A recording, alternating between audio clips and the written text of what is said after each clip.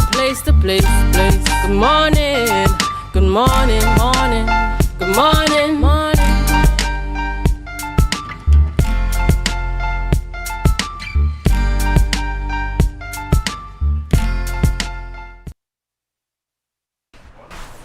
Good morning, viewers, and welcome to the Tobago Updates morning show, coming to you here live from the Port Mall in Scarborough, Tobago. Yes, indeed. As we continue to give God thanks for life, I am Julian Skeet. And I am Adana Kumbi. This is the day that the Lord has made, and indeed we will rejoice and be glad in it. It's Monday, 15th January 2024. Yes, we're halfway there.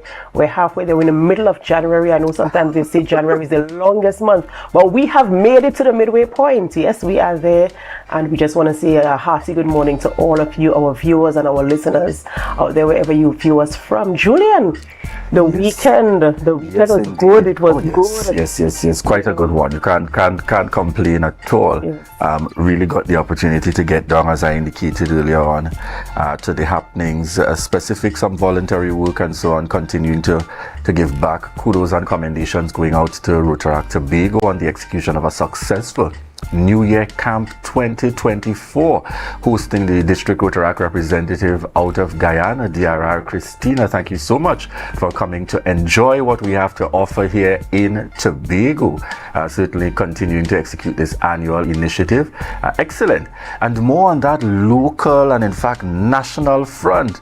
It was Steel Pan celebration time over the weekend. Certainly, and we want to send commendations going out there to Eastside exceptionally well. A ranger in the mix continues to make us extremely proud. That's right. And it's a good signal when we continue to lead with that kind of distinction, taking the winnings. Tobago, as one of my teachers, former principal up at Bishops would say, you have to always remember, we're as good as any. And in fact, we might compete and be better than many. That's right. And we have may her soul rest in peace, Alad. But certainly continuing to make us extremely proud. And you sense that energy and excitement even going around Tobago. I had the chance to pass by one or two of the pan sides and seen them in preparation mode for those continuing in competition. So really a good kind of energy. And what I enjoyed about this weekend especially was the ball by ball updates. For those who weren't watching it on television, once you log on to Facebook, yes, right, we had the commentators coming in there and they're doing the live. I mean, they're not professional, but they try their best. Yes, and they ensure they actually call it the living room community is the name they gave it. Yes. To make sure that they brought the ball by ball play for us as the participants from Tobago, took the stage, and of course the energy was there. So I just want to commend the whole of the Tobago community, just for being so supportive, supporting our culture, supporting our own, and just showing that level of pride that we have in ourselves and in each other. So we can come together and celebrate each other, and that is what I took away from this weekend activity. Yes. I suspect part of the takeaway might be, who knows, we might have a job opportunity for Larissa Darrimple out there. That's what I'm talking about. Extraordinary, creative, designing and so on. But she took on a different kind of focus, for this competition that really made many of us very comfortable and quite happy indeed. Kudos out there, continuing to look out far and wide. All right, viewers, at this point, we're heading straight on over to news in 90 seconds. Thank you, Julian and Adana. Here is your news in 90 seconds for Monday, 15 January 2024. Tobago's first two road fatalities of 2024 occurred yesterday. Dead are Sherman Thomas and Kareem Tum, who succumbed to injuries from a vehicular accident on the Claude Noel Highway in Bacalet.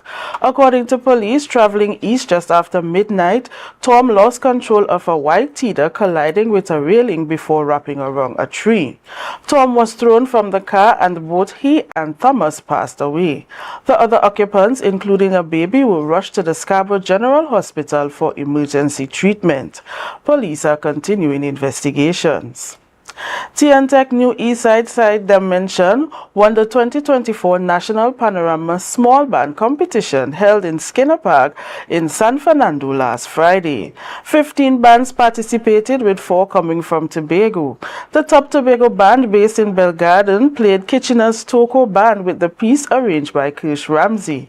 Second place went to Trinidad and Tobago Defense Force Orchestra, performing Andre Tanker's Ben Lion, while another Tobago band, Scarborough Uptown Fascinators, came third with Chris Garcia's Chutney Bacchanal.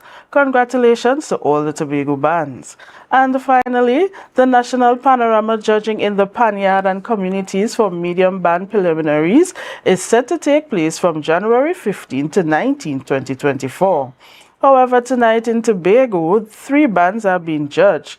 Their order of judging are as follows: Cats and Jammers of Blackrock, followed by Dixieland in Mount Pleasant, and NGC Steel Explosion playing at Buku Multi-Complex Facilities. Meanwhile, large band preliminary judging is scheduled to take place from January 20th to 23rd. However, only 2 bands will be judged in Tobago on the 20th.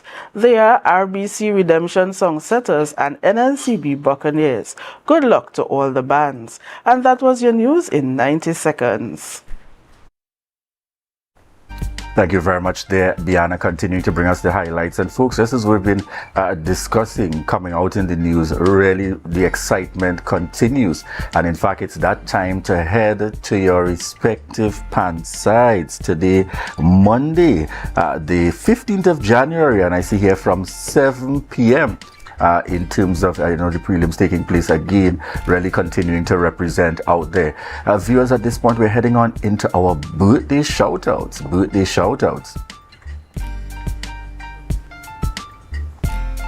And we want to celebrate Ansel Dennis. Yes, Ansel Dennis celebrating his birthday yesterday. I don't know if you were on social media yesterday, Julian. The man could extempo. Went into extempo mode. That's right. The man got skills. So we just want to say a hearty, happy belated birthday to you. And we hope that you continue to enjoy the birthday celebration throughout the week. You know, it'll be still in January. Let's have a good time in this month of January. Happy birthday to you. And on screen, we have Kamani Bishnat, and we want to wish you a happy birthday. Going out to Kamani out there celebrating. We wish you indeed a continued blessings coming from the entire Tobago Updates family.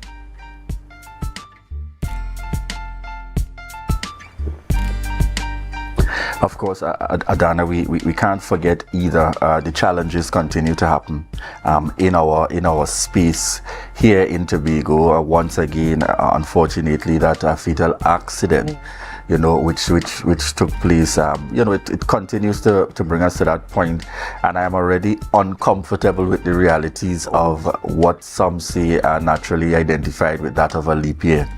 2024 being one of those, and at best we can simply ask, let's make every effort, because sometimes you do everything right and then there's still challenges, but let's still make every effort, take our times on the roadways, certainly to be conscious in the circumstances of the happenings that's taking place in and around, the challenges with regards to crime and so on.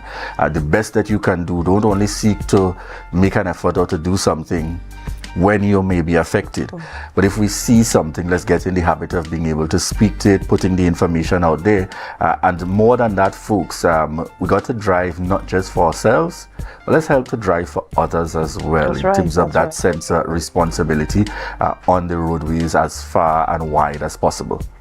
That's right. I totally agree and endorse everything that you said, and I just want to encourage us to maintain that level of safety and also of hope. I know you mentioned the leap year, and sometimes we might tend to get a little bit anxious, but let us maintain that level of hope, that level head, and let's just do what we need to do to safeguard ourselves and others around us. And you rightfully said, let us strive for ourselves and for others, right? So certainly, on this Monday morning, Monday the 15th of January, we're at that midway mark for January.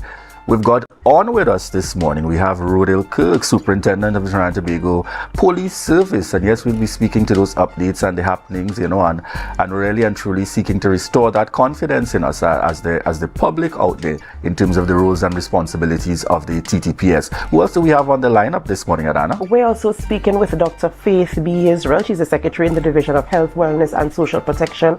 And we're talking about the respiratory infections on the rise again in Tobago. As we've noticed, it is evident that there's something going on there, so we're going to speak to that this morning with her as well. And we round the interviews with Kirsch Ramsey. Yes, Kirsch Ramsey, on a light note and a happy note and a hearty note. The arranger for Tea and Tech New East Side I mentioned, and we're talking about their victory over the weekend and making Tobago proud. So that's what our conversations will look like this morning on the morning show. And we're always so happy when you choose us. As Julian says, there would be no show without you. So we're happy every morning to come into your living rooms, to come through your phones, your televisions, wherever you view us from, or even if you're just listening to us when you're on your way to work. We're so happy to have you with us. So we just want to say thank you for choosing us. All right, ladies and gentlemen, we're going to go for a short break. But before we go, up next, of course, is Dr. Faith B. Israel. She's the Secretary for Health, Wellness and Social Protection. And we'll be having that conversation with her this morning. She's up next. So ladies and gentlemen, we're going to go for a short break and we start those conversations. But before we go, we invite you to share the live, share the live, share the live.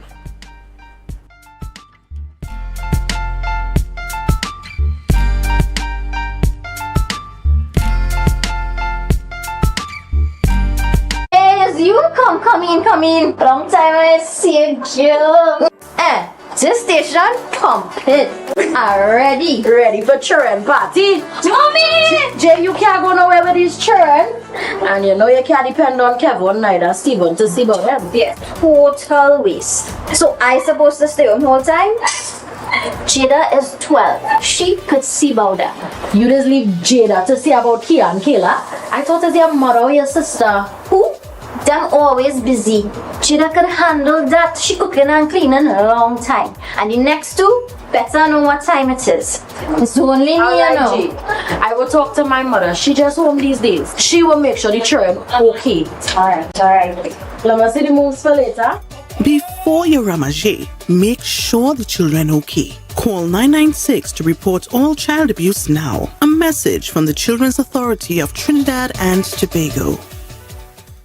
At JK Tech, we bring technology to your doorstep. From cutting-edge laptops to reliable printers, we've got it all. Nationwide delivery and a new website for easy online ordering. JK Tech is your one-stop shop for your electronics and computer needs. Carrying top brands such as Acer, Samsung, HP, and much more. Follow us on Facebook and Instagram at JKTechTT or visit jktechtt.com.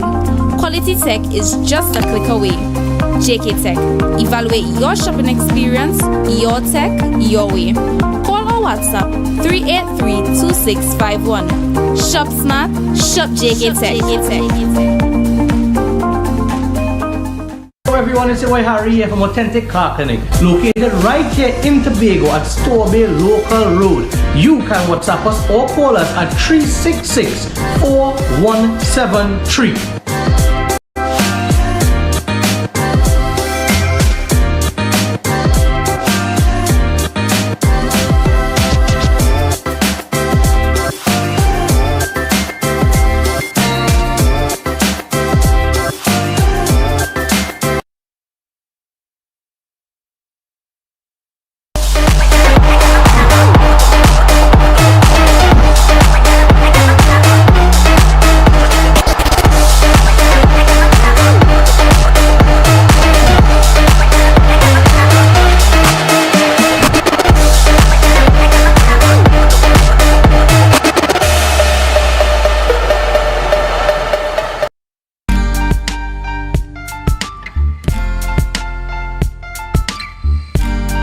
Put a smile on your face when you're moving from place to place. Good morning, good morning, morning, good morning, morning.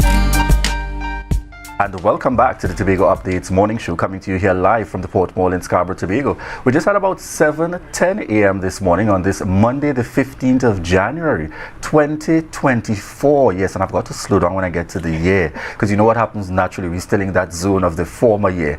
But certainly, as we get on with our interviews this morning, we're happy to be starting, as some know her as Woman Out of the East. I suspect standing very proud this morning, not because of the topic we're going to discuss with the circumstances, but celebrating that victory as well. We welcome on set with us Dr. Faith B. Israel, Secretary with responsibility for the Division of Health, Wellness and Social Protection and Deputy Chief Secretary in the Tobago House of Assembly. Proud East Side Villager. Good morning to you and welcome. Listen, I am a proud country girl this morning. Proud. Thank you for having me. Happy New Year to the Tobago Updates family, to all of Tobago. And yes, let me start by congratulating all of the Tobago bands who've participated in Panorama thus far. That is singer band, small band, and of course, congratulations to East. Yes, that was me on stage. What was that, Saturday night, behaving like I don't have no sense. But yes, I'm happy to be here. But certainly commendations going out today, excellent. And I suspect that's the natural pride and joy, coming from the fact that that consecutive wins, Tobago last year through it would have been Uptown Fascinators, and coming once again this year, is as though coming out of Tobago and residing in Tobago and being born here, you feel a sense of comfort, even if it had to move from one to the other. I'm just happy that it stayed in Tobago. In Tobago, and we are extremely happy, and we are, happy that we have our Tobago-born, Tobago-bred arrangers as well. And kudos to them, because they've been doing an amazing job. And this just shows that we are up there. We are as good as any, and as what I think used to say, better than many. So I'm just happy, and congratulations to the band. Certainly. But viewers, have no fear, no folks. She's not on to talk fully about that this morning. We'll be chatting with Coach Ramsey a little later on. But definitely this morning, one of the challenges, of course, we're in the celebratory season, and one of the realities or the challenges that we face is issues related to infections that are on the rise. Yeah. And I first want us to start by looking at what is that global perspective. We have heard of situations and scenarios regarding increase once again in particular areas with regards to COVID-19. And the question at hand is more so, are we at the point where COVID-19 can be regarded with the change we have seen over time with HIV and AIDS? At a time very high, then we got to a point where it's more managed. Are we at that point with COVID-19, or should we still be very fearful of lives being lost in any great capacity once it comes back in any main kind of way?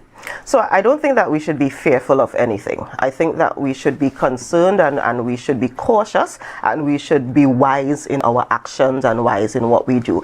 I am not one of those people to push an image of fear, because we shouldn't be fearful. What we need to be concerned of, though, is not just COVID at this point. Yes, COVID is there, and COVID has been circulating, and there are still millions of infections and deaths happening every year and so forth from COVID. But the thing that seems to be concerning us right now is what we are calling this co-circulation. And co-circulation meaning at the same time, so together. Circulation meaning going around of COVID, of flus and other respiratory pathogens. So we have a couple bacteria and so forth that are going around. And those things, if you realize, you would hear people over the last couple weeks saying, boy, that flu mashed me up. Yeah, I'm sure you've heard it, or I'm sure many of you who have experienced it. When they talk about that thing that mash you up, or they're telling you don't get a cold, don't get a flu, that is what we're talking about. So there are things, there are a couple virus, there are a couple bacteria that are circulating in addition to the COVID that is circulating, that is causing some concern, and this is internationally. So for the entire world, it's causing concern, and therefore it is causing concern in Trinidad and Tobago as well, because we are an open, the world is now a singular village. We are traveling, we are free to travel, we are moving up and down. We just had Christmas where people came home for Christmas from wherever they were. We went out into the US and the UK, and we had our grand time as well. So that is what's causing the circulation of all of these things. And because of that, we are seeing internationally, and we are seeing to some degree nationally some hospitalizations and even some ICU patients who are now really sick because they have either COVID, the flu, or some other respiratory pathogen that is circulating around. So let's bring it down now to, getting into our Tobago space here, Trinidad and Tobago. Those may be some of the obvious challenges. How are we planning to look at these challenges in a very practical way and not necessarily waiting until they get to a very extreme point? You know, a lot of pressure would be put on you, Dr. Faith, because not only are you the Secretary for Health, but this is also your area of training in terms of public health. Certainly, and that is why I am actually very happy to report that the systems that we have been putting in place since COVID, COVID taught us a lot of lessons. I think right after when we saw the lull, we kind of relaxed a little bit and everybody got a little bit, comfortable. But this is reminding us that we cannot relax too much, and we have to ensure that we continually have our surveillance systems. So what does that mean? It means that whenever there is somebody coming with a cold or a flu or with flu-like symptoms, that we do what the protocol says, which includes, depending on the situation, getting that person testing, swabbing that person to see what it is that they have. When we identify what it is that they have, send that information to our surveillance unit, which is under the office of the CMOH, and they do the analysis. They do the continual analysis, and they are the ones who would see, okay, I'm seeing an uptick. I'm seeing some cases of this particular thing going up. Dr. Faith, we need to be concerned about this. So that is a system that has been in place, and I must say it is working pretty well. We had a meeting last week with the health professionals, the heads of the different departments and so forth, and we recognize that we are in a decent place. There are a couple of things that I've asked them to go back and tighten up and make sure that we are all on the same path, that we are meeting best practice. What we're doing is good, but we need to get to best practice, so we asked them to go back and tighten up on some of these things. But I think generally we are in a decent place where we are able to pick up these things. Of course, we only really pick it up when people get to the hospital or to the health center, but we recognize that we are a people of tradition and traditional medicines, and most of us don't go to the hospital, to the health center, unless we are really, really, really sick. I mean, we have to almost be dead in, as they say, to get to there. So that is why I am here now to say, even if we are not picking it up in the hospital or the health centers because we are self-medicating and we are using our herbs and that kind of thing, to still be cautious, because these things are circulating on the island, and we need to be cautious about it. Tell us, Dr. Faith, one of the things we have certainly, we were very praiseworthy about is that, if nothing else, during that last 2 or 3 years that we spent in terms of treating with COVID, for some interesting reason, and I know you're going to remind us of that reason, we didn't seem to have any, the flu, influenza, those kind of viral and those things that transfer by way of bacteria. Tell us a little bit and remind us why was that the case?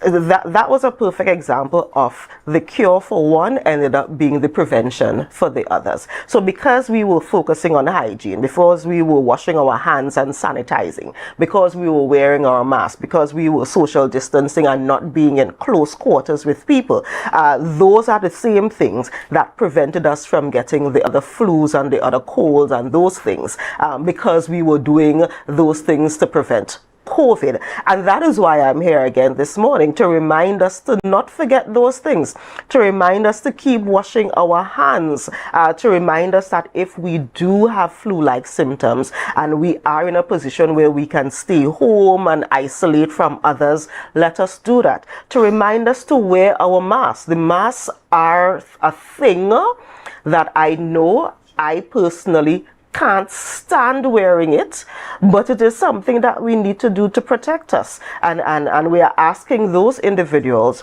who may be in higher risk groups, and when I say high risk groups, I mean individuals who are already elderly, because we know they were some of the groups that were high risk before, that have some other disease. You have a diabetes or a heart disease already, so your body is already a little bit not as strong as it needs to be. Or if you are in a space where you are working in a space where you are in close contact with sick people, so our health professionals, you continue using your infection control protocols. If you are working in an area, for example, like in the tourism area, where we have people coming off of the cruise ships and we have people coming into our hotels from outside, from some of those countries, you could consider wearing your mask, because you are now in an area that is in a high risk or higher risk than the average person who right there running up and down in the fields. So we are encouraging you to go back to those things that we were promoting at that time. Improve your ventilation. So keep the windows open a little bit so that the fresh air could come in. Those things is what we're encouraging you to do, so that you can reduce the probability of you getting either COVID or a flu or any of these other pathogens that are running around.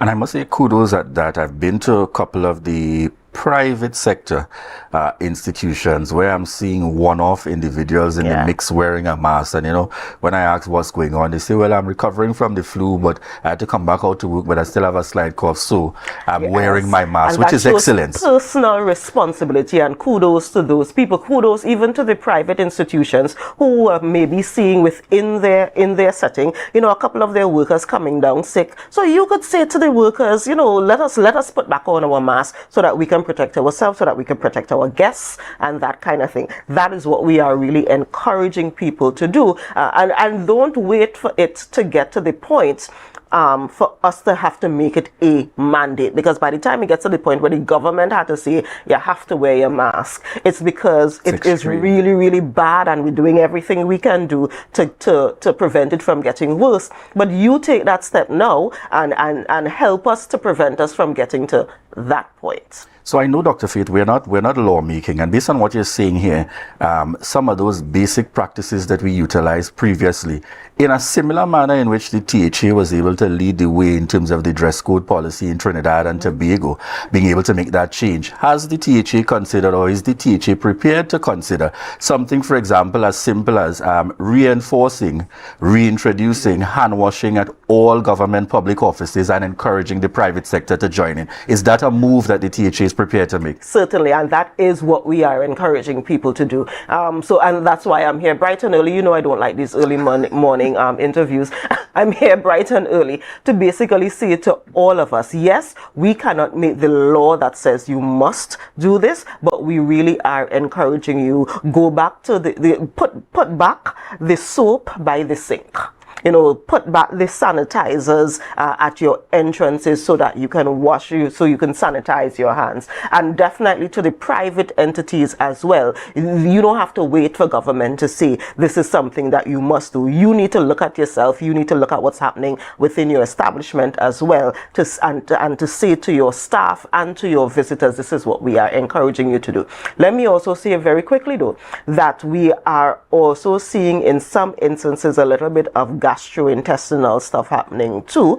So you know, you're getting the little bit of the vomiting and the diarrhea. I'm sure I know a couple of people who've experienced that, and that also if we do these things, as in we wash our hands and we sanitize and we prepare our foods in a particular way as well, we can prevent all of those things. So the things that we are asking you to do is really to ensure that all of us stay happy, all of us stay healthy, and we could go into this, you know, Carnival and go into Easter and go into all of those things happy and healthy on the island. Dr. Faith, we also sing, and I'm very happy to hear that, because for me, quite simply, perhaps, you know, the time has come where it is, we have got to insist that it happens where you have control over in terms of THA offices, and hopefully that will spin off. So you have security officers reminding you, wash your hands. Let's provide soap and water just to get us into that practice. We don't have to wait. The other area we want to get some feedback on as well, we've seen at the national level through the ministry, looking at and making efforts in the direction of reintroducing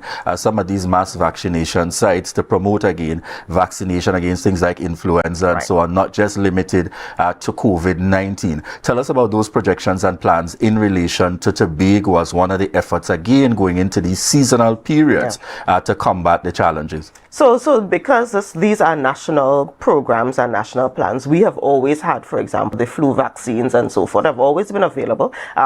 We've we've always had vaccines available on the island so that individuals can take them up, and we are encouraging everyone to do it, but particularly those who are in those higher risk areas. We recognize that, one of the things I noticed while I was living in the United States is even though we were seeing significant rates of flu-related deaths in the US, that is something that was seemed to be foreign to us in Trinidad and Tobago. But coming out of COVID, and we are seeing a couple, they're few and far between, but we are seeing a couple really, really sick individuals, and individuals who have also died, unfortunately, because of the flu, because of these other things. One thing I want to mention before we wrap up, though, very quickly, is that we are also seeing a pneumonia that is happening in children. So if you have a school-age child, daycare, preschool, primary school, and so forth, be also very cautious, because we see something circulating there where quite a number of our children have actually gotten sick. A few of them have been hospitalized. They have gotten that sick. But again, it goes back to showing that you really need to be careful, because this thing is circulating. It is circulating. Yeah, that was just taking me to the other area. There are other things that we should be most certainly on the lookout for.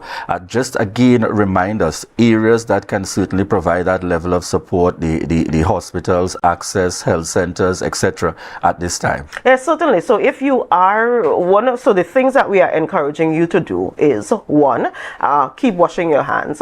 2, wear your mask if you feel that you are vulnerable, or even if the mask is kind of like a fancy thing now as well.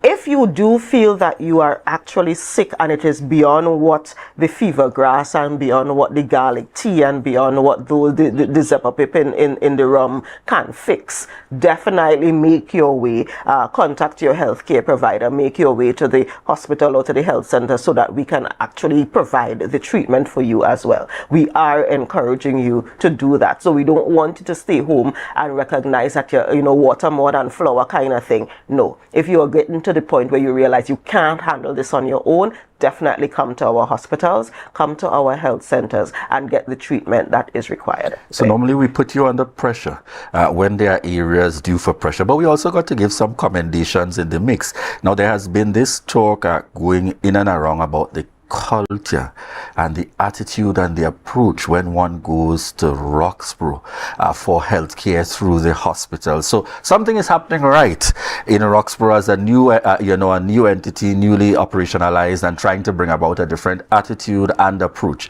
Dr. Fade, how do we get this to transcend to some of the more traditional areas where they may be set in their ways and thinking that it is acceptable in some way, form, or fashion? Because when one part of the island or one facility in the same collective of the Division of Health and the Tobago Regional Health Authority starts to excel, we start to suddenly open our eyes, but wait, is what happening at the others? So please help us as to how are we going to ensure that kind of approach is translated to the others, speaking about Scarborough, speaking about our health centers, etc. Certainly. Well, let me give commendations to Roxborough and give commendations to Roxborough doing what it needs to do. But let me also give commendations to Scarborough, because I am seeing improvements. I am getting the calls from patients who have been in Scarborough, and they got magnificent treatment. Yes, we hear about the 1 or 2 incidents that seems to be blown up, but I want to give commendations to all of our healthcare workers who are within our healthcare settings. I want to give commendations for that, and we are going to continue working. The board, for example, has been working very closely with Scarborough to ensure that we get some of the issues with A&E functioning and that kind of thing. So it's just a matter of time. It's just a matter of time for us to get to the point where we are only going to get commendations at all of our health facilities. But yes, Roxborough is doing amazing, but I'm not going to, Scarborough is doing pretty good as well. I am seeing some improvements, and I want to commend them for that. All right, excellent. Any additional information that you would want to share with us here before you leave this morning? Certainly, I just want to encourage us to go back to the things that we all learned as young people, as Tobagonians who want to be clean, green, safe and serene. Wash your hands. We can't go down with this nasty story. We're washing our hands. We are covering our cough. We are using our masks. We are going to the health facilities if we need medical treatment. We are isolating ourselves if we feel that we are sick, and we are like that person who had to go back to work and decided to keep using their mask because they had to go back to work. Encouraging all of us to keep doing those things, and if we do that, we will get to the point where we will get over this little thing of the co-circulation of COVID, flus and the other pathogens that are around, and we'll be fine. I think we'll be fine. Excellent. Thank you so much, Dr. Faith V. Israel. I'm going to see a WhatsApp message coming in. If you have them offhand, reminding us of contact information for the facilities or social media links where the persons get here. If you could look at our Tobago Regional Health Authority has a Facebook page. They also have an Instagram and so forth, so you could search right there and you could get all of the information. Excellent. All right, thank you so much, Dr. Faith V. Israel, Deputy Chief Secretary and Secretary with responsibility for the Division of Health, Wellness and Social Protection, joining us here on set this morning, really seeking to give that insight. And a gentle reminder, folks, let's kind of take back that responsibility as we have been doing. We've heard the indication there, Dr. Faith, reminding and encouraging us, and in fact, if need be, we're hoping that it's going to go further, that there'd be some kind of instruction coming out through to ensure that the water and the soup becomes available, and let's reinstitute those things, etc., happening at our THA and all the connected THA spaces. And hopefully this will also transcend to the private sector as well, because I'm of the firm belief it's one of the methods, and you heard her just remind us of that, one of the methods in which, and therefore if you can go further and afford the sanitizer and all these things, please, let's reintroduce some of those basics. We don't have to wait for things to get out of control. So thanks again so much, Dr. Faith V. Israel, for joining us with these updates here, continuing to keep us in the know. And certainly, folks, we got to do our part, and we can certainly look forward to an improved situation as we go forward. And I'll join her with those commendations in terms of the health sector, but certainly I can't put it any other way. Roxborough is shining. Roxborough is shining, but certainly we look forward to all aspects coming in that regard. Because we thank you so much for continuing to choose the Tobago Updates morning show.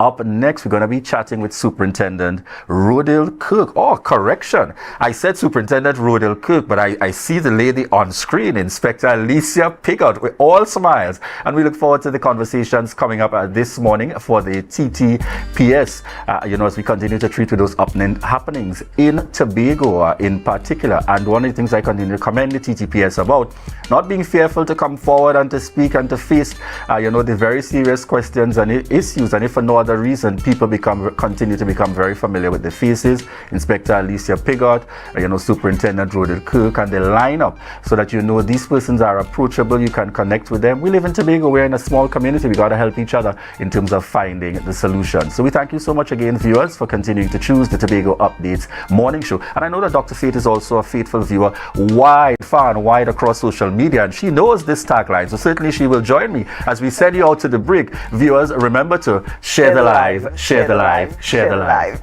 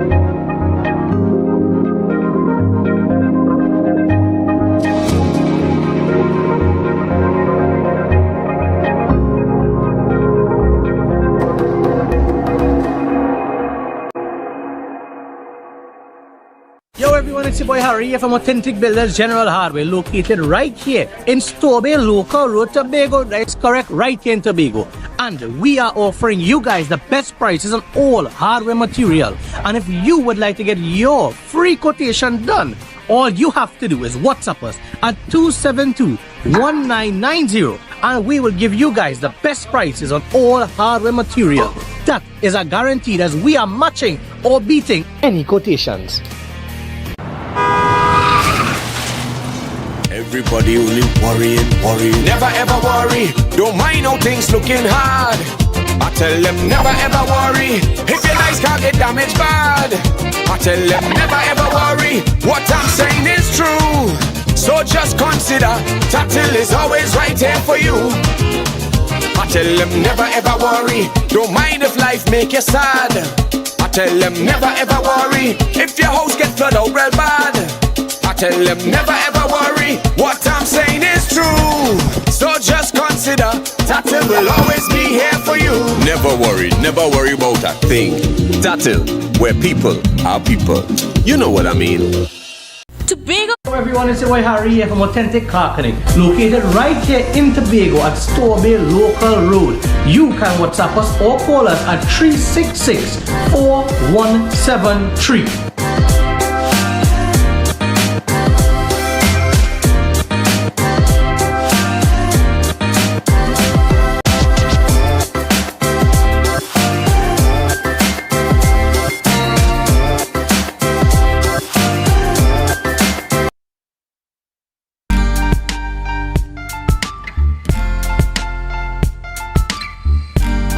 Put a smile on your face when you're moving from place to place. Good morning, good morning, morning, good morning, morning. Welcome back to the morning show on Tobago Updates Television. I am Adana Combi, and we continue conversations with our guests in studio. And this morning we're speaking with Inspector Alicia Piggott. We're going to get a few updates as to what has been happening in and around Tobago over the past week and the weekend. And we're also going to speak about safety for Carnival 2024 as we head into the Carnival season. Good morning, Inspector, and welcome. Good morning to Tobago, and good morning to wherever in the world you are listening and viewing. Right, we're always so pleased to speak with our friends at the TTPS because we always get the updates that we need and also the tips that we need to ensure our safety in our homes. And as we specifically speaking this morning about safety around Carnival time, and I know that conversation is primarily centered around taking care of our children, making sure the children are safe. Well, we did children last week. We did children last week, so normal safety. Right. But before we get into that, we want to talk about what's been happening in Tobago over the past weekend. Well, you know, firstly, let me say condolences to the families of the deceased, Mr. Karim Tom, also Miss Sherma Thomas, as it relates to the fatal RTA that we had on Saturday, right? Where Karim Tom was driving his vehicle PDA 9645 in the area of that area by the stadium, and where he would have lost control and collided with a post and also collided with a tree also. 4 persons, well, two died unfortunately, and 2 other persons are hospitalized, including a toddler. All right, so hoping that today they should be discharged. We are hoping that today. That's the information that we got. It was also the homicide at Old Grange Road, where Mr. Akinde Bisoon lost his life. The police is still actively investigating that. We also had this ammunition find at the school, at the primary school, and that is also being investigated. And then we had a report of a serious wounding where the gentleman who lives in the bushes, Mr. Hollis Nuri, and the people in the Bonaccord and Susulans who know him also called dog shit, as they would call him. And he got his hand chopped, which was very severe. So we have those things occurring. We also had the Garden Emergency and IATF would have found arrested 2 persons, husband and wife. I can't remember their names now, but they were charged for over 5 kilos of marijuana in the Scarborough district. I mean, you know, in the recent past, when we get updates from the TTPS, it was just like 1 or 2 incidents. Yes. But now I'm sitting here and I'm just listening to the list going on and on and on. And sometimes it can be so scary. And we know that the TTPS, they have strategies implemented. I know that there's partnership with communities. And so it just is a place where we feel as if I don't know what more can be done, you know, but I know, just tell us a little bit about where your position is. But the police is pushing back. And as I said, persons may be inconvenienced. You would see, I am seeing on social media where these persons are taping the police in various places. I saw where they taped some with them searching men in Wim.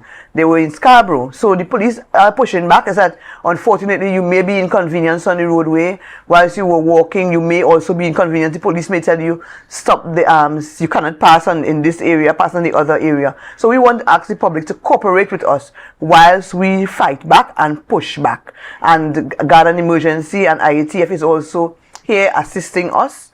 And the police will be out there, and the police are out there in trying to make everyone safe. And we're asking persons, don't try not to be so fearful, because I'm seeing where even someone put on the social media where a school child take something from crime wave and said a school child was shot and killed in Crown Point, and that is fake news. Why put anxiety and fear in the minds of persons so that cause persons not to want to go outside? Why do you use a school child in school uniform?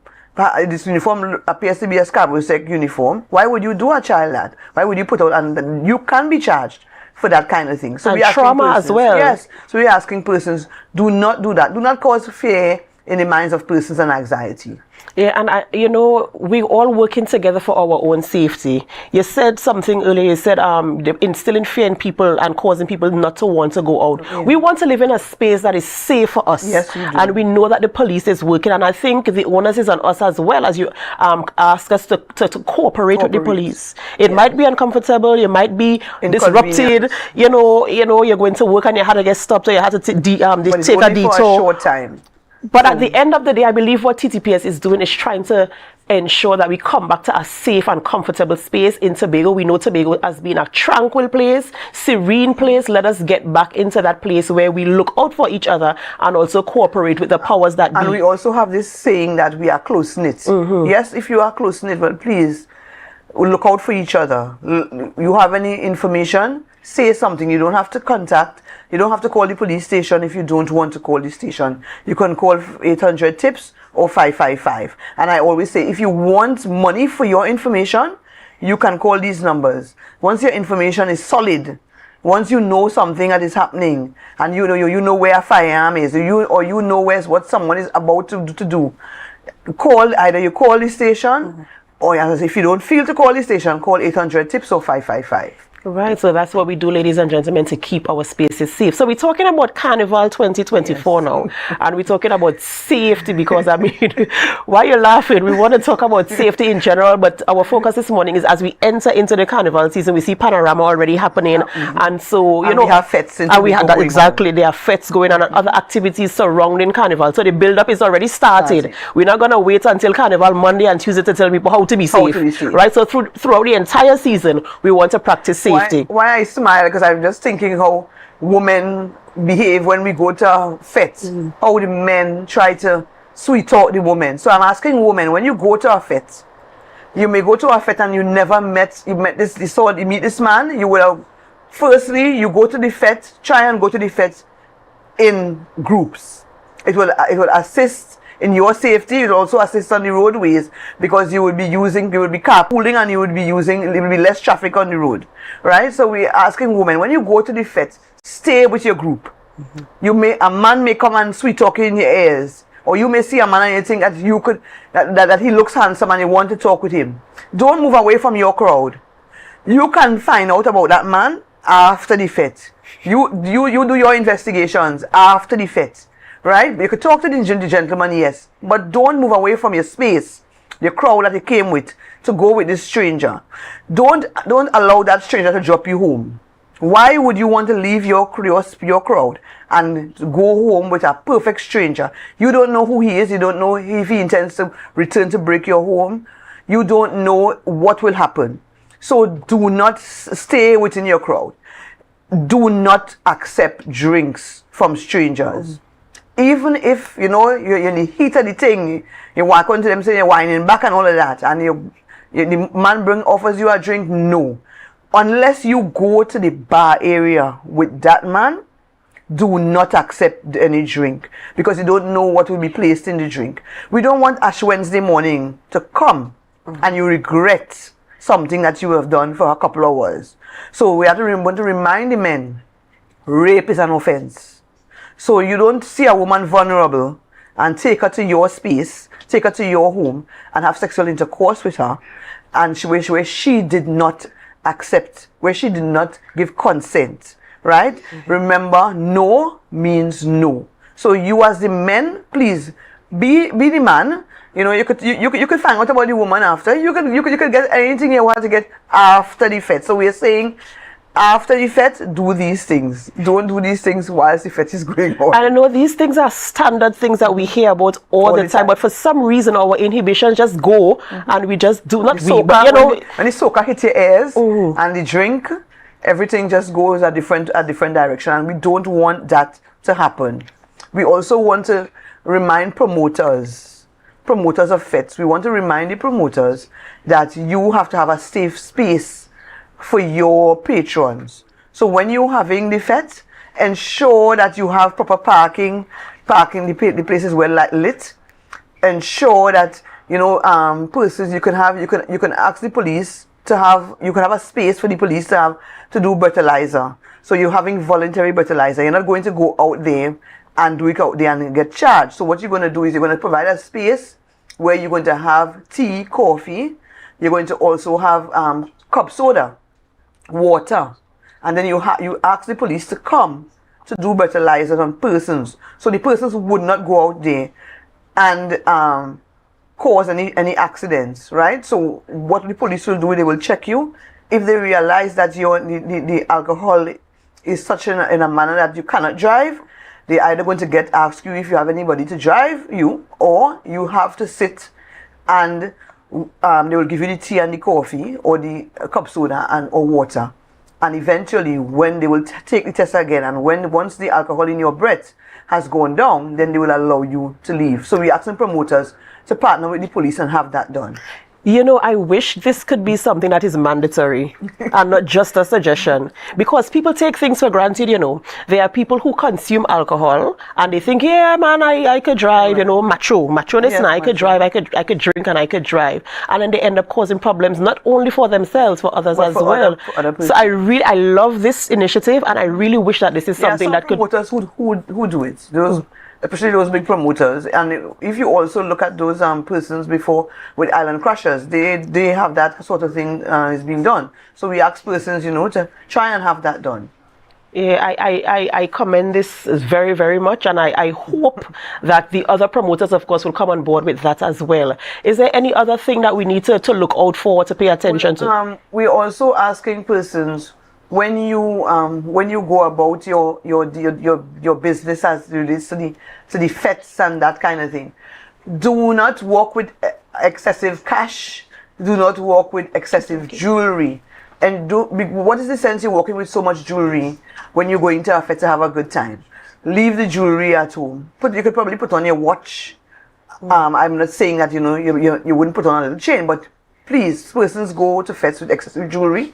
When you're parking your vehicle also, while you put things on your vehicle seats, so that would encourage persons, would be persons of crime of opportunity to break your car glass and to get what you left on the seat. Leave those things at home. You're going to have a good time, right? You want to have a safe carnival.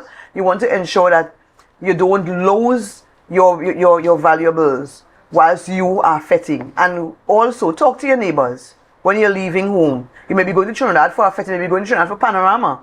When you're leaving home, talk to the neighbor.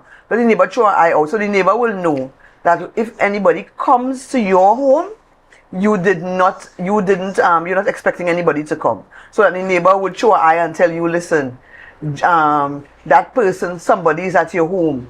Somebody is knocking, somebody is calling out, to let your neighbor know that you won't be there, because the neighbor will know to let you know that something is going on at your home.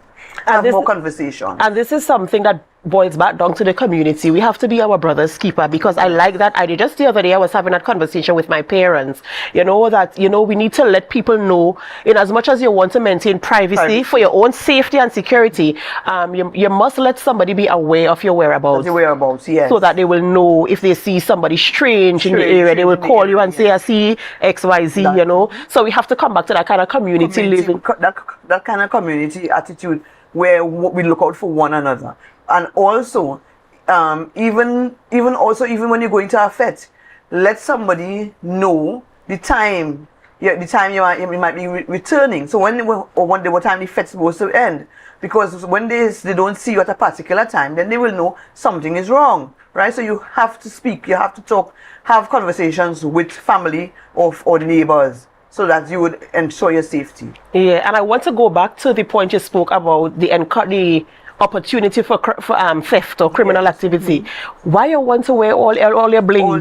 Because you want to bling, persons feel that that it's needed, because they have the jewelry there and they're not wearing it, so they decide that they want to wear it. So a fit is the perfect time to wear it. That's what they would think. So let me take a minute out of your time and speak to our public, right? Let me speak to our viewers. We know you have the bling, right? But think about your safety. Things are crazy right now all across the world, and we see what's happening in Tobago. So leave the bling at home and wear it maybe to a wedding or somewhere else, but not to a fete where people are reveling and raging and alcohol is being consumed, and anything can happen. Somebody could easily take it off. A man might say he's whining back, and by the time you finish whining back, your chain gone. That's you right. the chain and he goes about his business. That's right. So you have to be careful. Yeah, you really, really do. You don't want Ash Wednesday to come. When Ash Wednesday come, you regret a lot of things that you've done for the days before. I know we don't want to have that type of memory at all.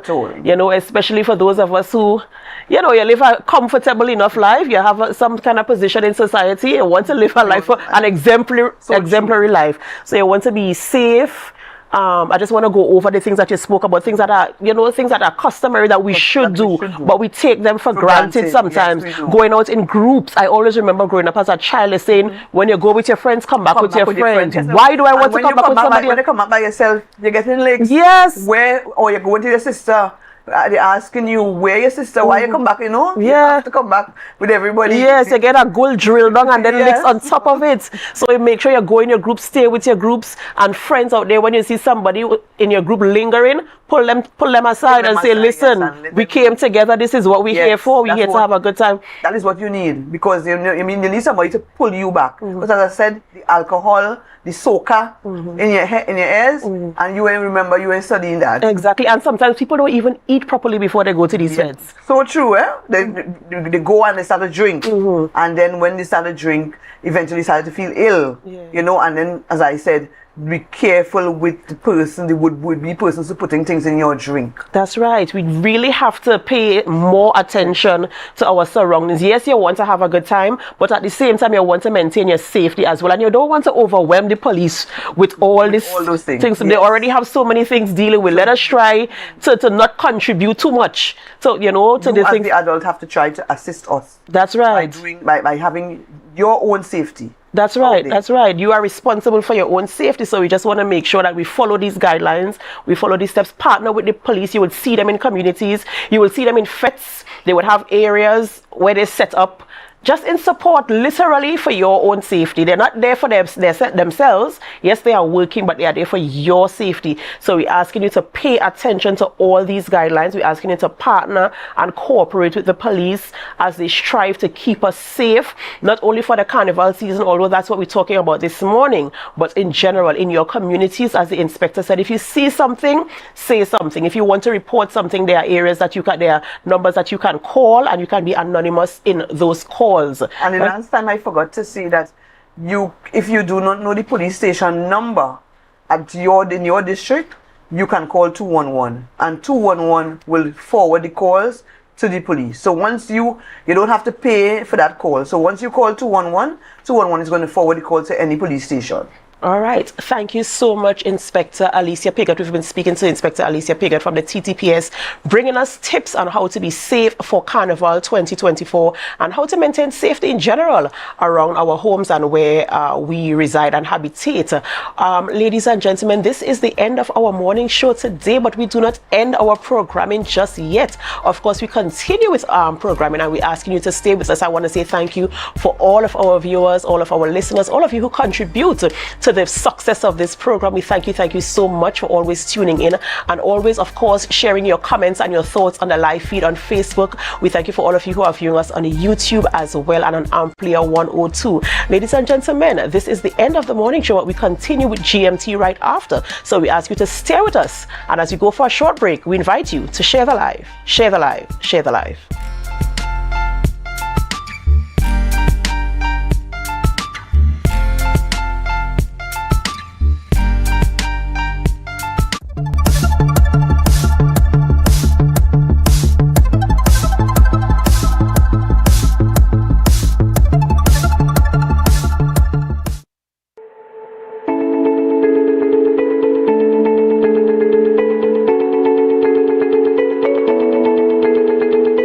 It brings us an immense sense of pleasure as we think of the families in Tobago that needs our partnership.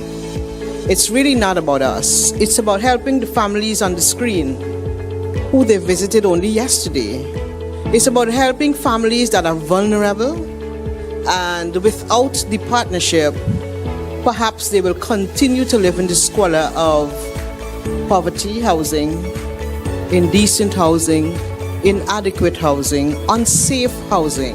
It started with visits, and it's going to end with people having keys, people understanding that when the rain is falling, it will not wet them in the beds, that they will have proper roofs on their houses, that we will lead a strategy that will help with mitigation, but beyond that we will build the capacities of our community in such a powerful way that even the youngster that is coming up that says, I want to do construction, that we make sure we enhance their capacities. Under the umbrella of this arrangement, several initiatives targeting disaster mitigation, such as minor and emergency repair and reconstruction assistance grants, as well as community micro-projects and training programs, will be implemented.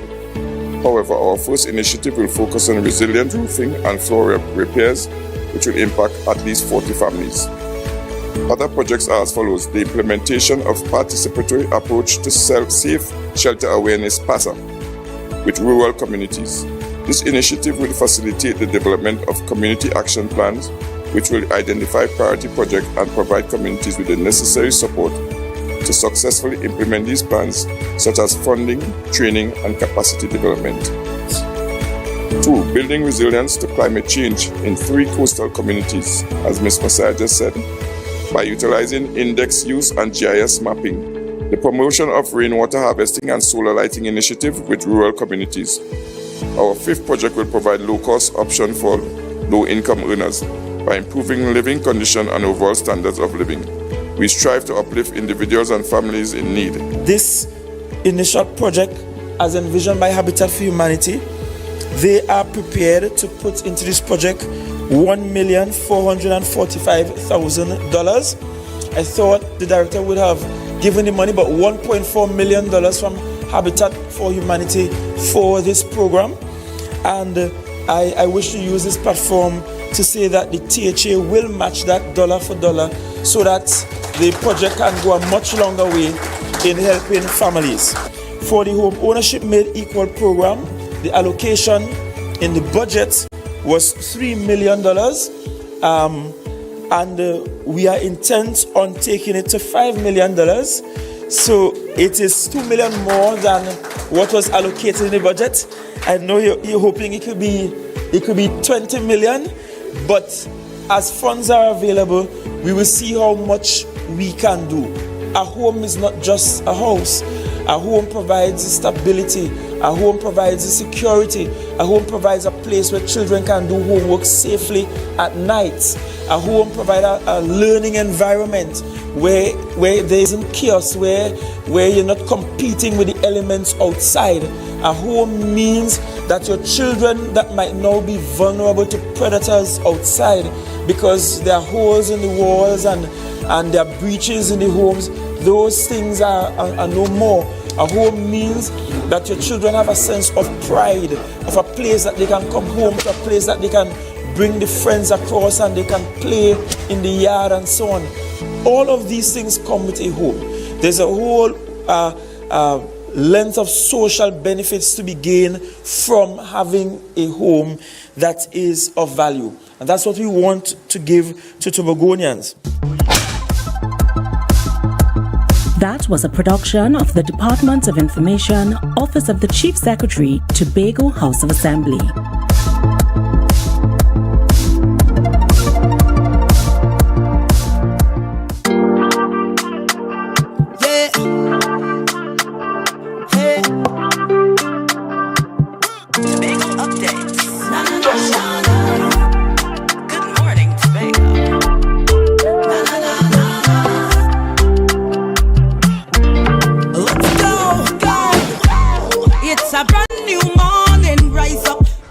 Welcome to Good Morning Tobago on Tobago Updates, your source for current affairs in Tobago, Trinidad and the region.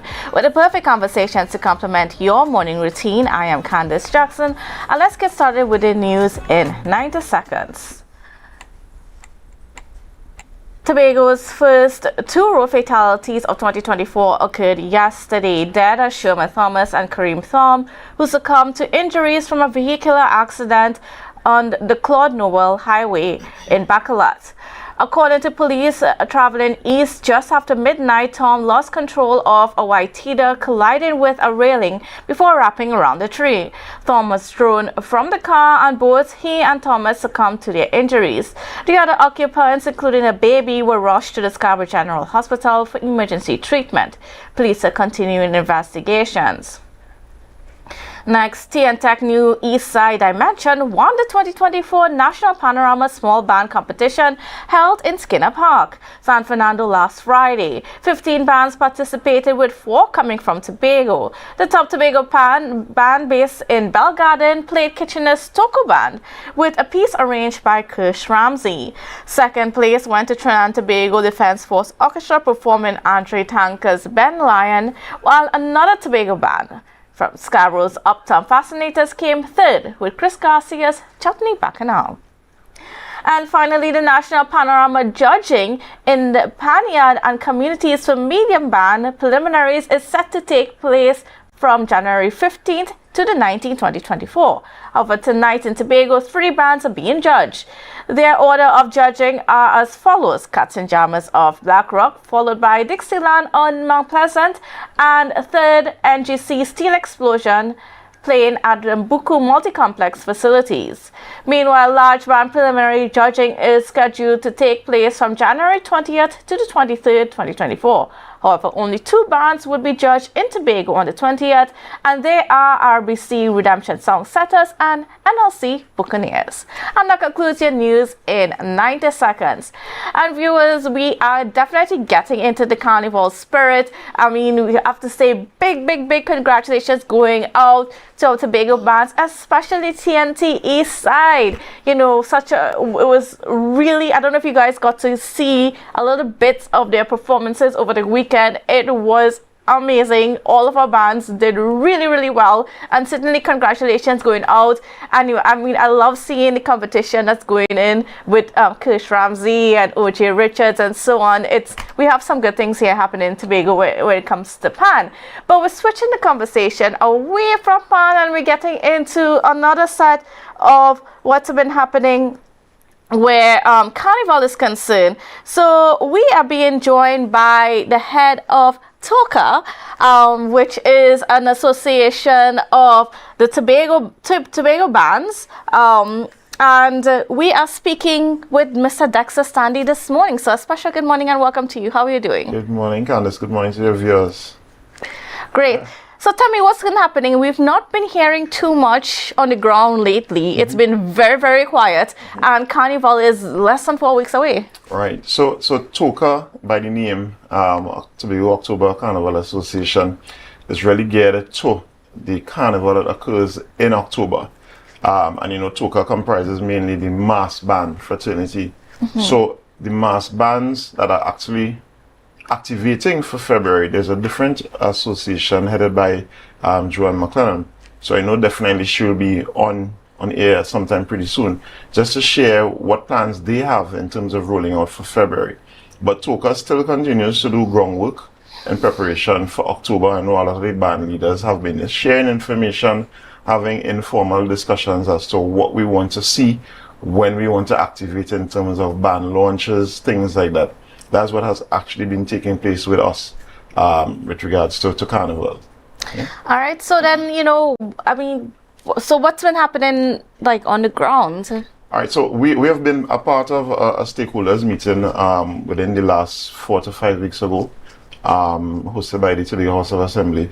And, you know, they would have shared information there in terms of what they're looking to support in terms of from Festivals Commission side and from the Division of Tourism. All right, because we had the acting CEO of Festivals Commission at that session.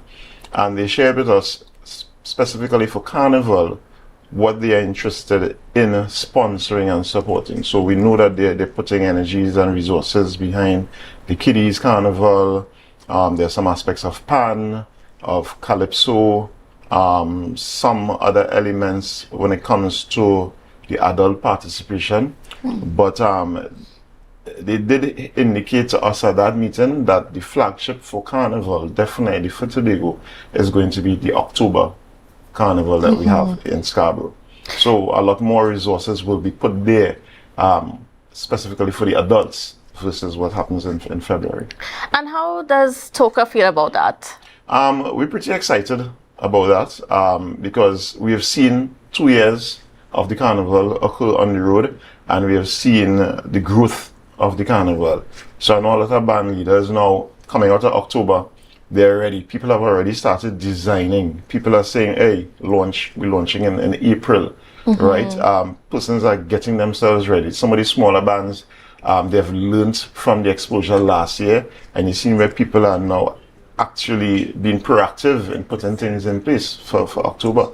So we're really happy that the THA is going to give us that level of focus. I know discussions with them are supposed to happen pretty soon. They did say January, so we're just waiting on word, probably by the end of this month, to have a one-on-one session to start plotting out the strategy for October 2024. Now, I mean, so we have big things happening for October Carnival, and there seems to be a lot more excitement on the ground. But, you know, we cannot forget National Carnival at all. Yeah. And, you know, how are the band leaders feeling on the ground when it comes to where we should put our focus on? Well, we've seen where, as you just highlighted in the news there, the Pan is doing so well. We've seen that Tobago has the talent when it comes to Pan. We have a lot of talent when it comes to Calypso as well, in terms of mass and milking the mass and those sort of things. We do have the talent here. So we're seeing where Tobago continues to prepare itself and push in a positive way for these festivals. TOCA, we just focus on October, and that's the truth, because the October Carnival was created for that specific time to help Tobago be unique on the map when it comes to Carnival, to sell a product that will draw persons from Trinidad or international market to Tobago, and will really give us, the economy of Tobago, a chance to generate some funds outside of the national festival. So that's where we're really geared towards that October. And I know, of course, you know, things were not 100% when we started, but they have improved. And are you confident that, you know, as we keep going along with this process, that we would see a good Tobago Carnival October product at the end of it all, that's something that, you know, everybody, all the stakeholders can be very comfortable and proud about? Yeah, definitely. Given the season we just came out of for October there, we saw where all stakeholders came on board and we pushed with the same energy We're talking here from the fire services, the police, the community of Scarborough, the mass band, Calypso. Everybody came together and we pushed with the same energy at the different stakeholder meetings that we had in planning out the festival.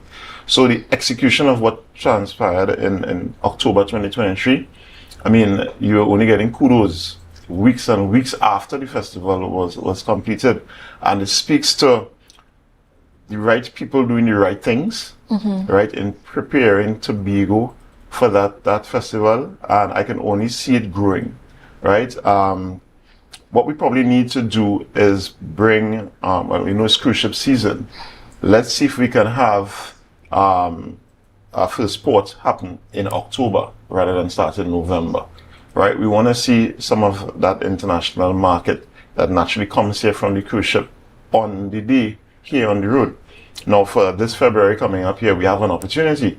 There's actually a cruise ship that's going to be in Scarborough in port on the Sunday, right? So Carnival Sunday, there isn't any ship scheduled to be here the Monday or Tuesday, but there's the opportunity on the Sunday. Let us create something in Scarborough on the Sunday for that 2,000 or 3,000 visitors that's naturally going to be walking off right out into the street. Let's create something there for them, and there's where we as Tobago, we need to be thinking and preparing. People are saying, well, if there are no major adult bands on the road Monday and Tuesday, then what's the point in Carnival? But you have the kiddies, right? The children are out in their numbers, in their hundreds. And February really sets the stage to be an incubator for the next generation that wants to play mass with the adults. Yeah, so we really need to focus there, help the children create the bands, create the mass, come on the road and have an experience so that they know as they get older, they will continue the tradition of mass. But those are the things that we would like to see happen. And it will really help to push the marketing of Tobago and the carnival that occurs in October. No, so are you saying that, if I understand it clearly, that it seems as though now Carnival in Tobago is taking the form of Kiddies Carnival for around the national period time, and then we're leaving just basically the adults, the revelry for October. A lot more focus will be placed in October, but there is the opportunity. I mean, adult bands, from the information we got at the meeting, adult bands can come on the road. They will just have a lot more resources that they would need to get on their own through sponsors or funds that they raise. But it was indicated to us that the Tobago House of Assembly is focused more on the kiddies, the pan, Calypso, right? They also focus on the Mud Mass, that festival that happens on the Tuesday. We are accustomed to the Mud Mass band coming on very late on Tuesday. So I guess they're working on a strategy to integrate the mass to be a lot more focused on the road during the daytime, things like that. But that incubator that I mentioned before for the kids is really crucial for us in Tobago, for Carnival to really continue to flourish in October, right? We are the last official carnival of any calendar year, and it's something that we need to continue to boast about and push. And we saw in October we got some negative feedback out of the Miami experience, right? So it says that we are an alternative. Yes, thousands are still going to go to Miami, but if we get a couple thousand coming to Tobago as an alternative, that goes well for us. You know, we as mass bands, we only need about 3,000 people on the road, right? For October, we're just over 1,000.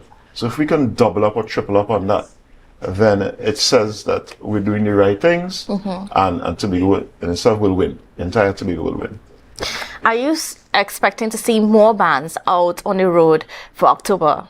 For October, we have a lot of bands already registered, you know. Yes, there's a lot of interest that has been shown from persons outside of Tobago. They've called band leaders and, had conversations. And we're saying, fine, chat with an existing band, right? See how an existing band can facilitate you probably as a section, also a couple sections in the band. But I don't think increasing the number of bands right now is the right step. We had, if I remember correctly, for the Pretty Mass, we had just about 14 bands registered, right? So if we continue to push on that, Juve, we had over 20-something bands. I think we had enough bands. All we really need to do is get additional bodies in those individual bands. So I don't think registering more bands for October will be the right step.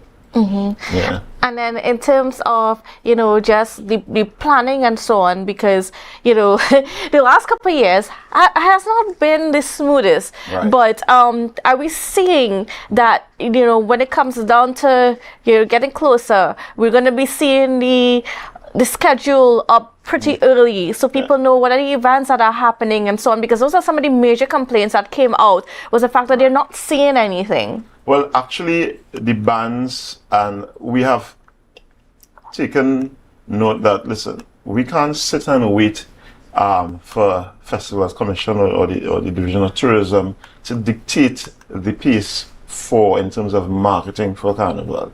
The date has already been announced, so we know what's the date, right? 25th, 27th of October. We as bands, we have the opportunity now to get things going. So we could do it as groups or we could do it individually. Let's probably group our resources together. And we're talking about launching in April. What are we doing between now and April to be able to launch to the world in April? And those are the things that we are working on. And we're going to actively put out material so that the wider public knows that, hey, Carnival is happening. These are the plans that are occurring. These are the bands, that are the options. I mean, right now, Barcode has its I Love Soca series. And my band, Iconic Mass, we're there last Tuesday. We're going to be there again tomorrow, Tuesday. And it's just about brand awareness, Carnival awareness, letting people know that Iconic Mass is there. And David has already opened the doors for anybody else who wants to come and market, come to the location, because it's about ensuring Carnival remains top of mind for the locals. Right, 2023, we got a lot more locals buying into playing mass, and we want to continue seeing that. Yes. So. And of course, it's all about that collaboration, because that's the only way you could have a little bit of a success here in the Tobago space. Correct. And we in Tobago, we need to know that Tobago is not just for us; it's for the visitors, and by the visitors coming in here, that's how we benefit greatly. Right, so it's a collaborative approach, making sure that when the visitors come here, they are happy, they see a good product, they enjoy themselves crime-free, and they return to their destinations. And as you mentioned, your band Iconic Mass, are you at all prepared to do anything for February Carnival, or are you just focusing all the energies on October? So February Carnival, Iconic Mass will be hosting our Coolers and Cocktails event, which is the Saturday after Carnival, Saturday after Valentine's. Right, Sam was the name that we would have been advertising for the past 4 years. Yes. Right, so we've moved from the ultra all-inclusive to semi-inclusive. So this event on the Saturday, 17th of February, you bring your cooler, right? No chaser, no ice. We will provide that for you at the venue, all right? And you're gonna have all you can eat. It's a food-inclusive event, right? So that's our involvement in terms of for Carnival, February 2024. Yeah. All right. So basically focusing all the mass energies on October. On October, definitely. Yeah. And I mean, other bands considering the same thing too? There are a couple of bands that usually come out for October for the last 2 years that would not participate in February. Right. But there's some that will double up. So Marcelin Ned and Associates. Yes. She's in for February. She's there for October. I know Fog Angels. They also are part of February. I didn't chat with Zane recently, so I'm not sure if it is they're coming out for February. But there's some bands that are staying strictly for mass in October, and there's some that will come with both. All right. Well, I want to thank you so much, Mr. Sandy, for being on with us. And we're certainly looking forward as the year progresses to see how Tobago Carnival product develops, especially from that mass point of view, and especially hearing that mass is the focus, or is the primary focus right now for the THA in terms of October Carnival. Yeah. So we're definitely looking forward to see that. Definitely, we are looking forward to it as well. We could only see the mass growing year on year, and that's what we want to see, because that's one of the major attractions for the carnival itself. Persons coming to play mass, persons come to play pan, they come to go to carnival, to calypso shows. Yeah, but that road march on the Saturday and the Sunday, being in Juve, being on the mass on the road on the Sunday, We are already putting a lot of energies there this year, and we're going to be starting very early.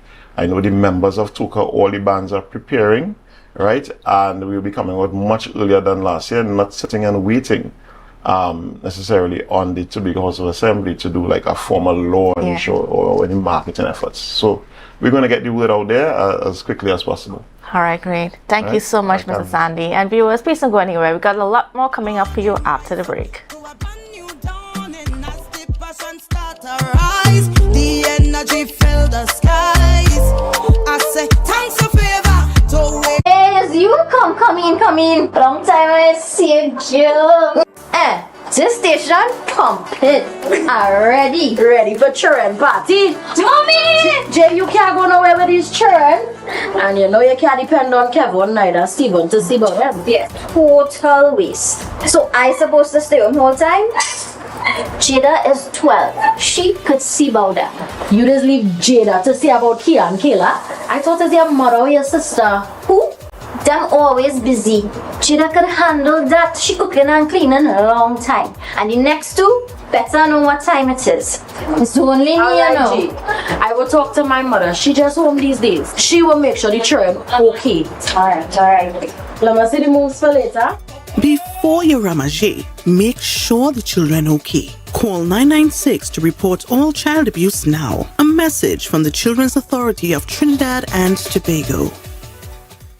Hello everyone, it's your boy Harry here from Authentic Car Clinic, located right here in Tobago at Tobago Local Road. You can WhatsApp us or call us at 366-4173.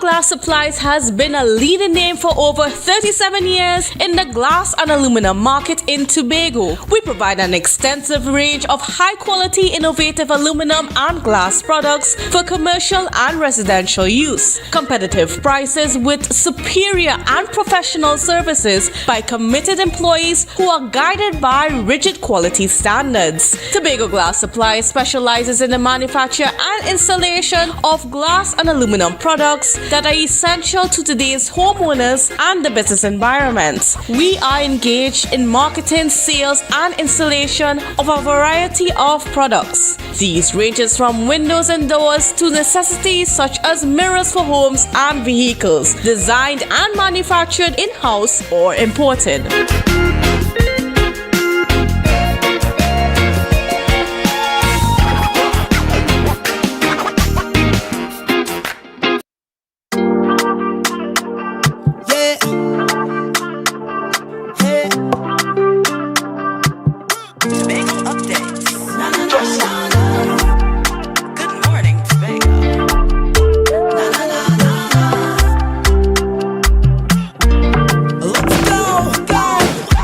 Welcome back to Good Morning Tobago on Tobago Update. Viewers, we are continuing our conversations about Carnival.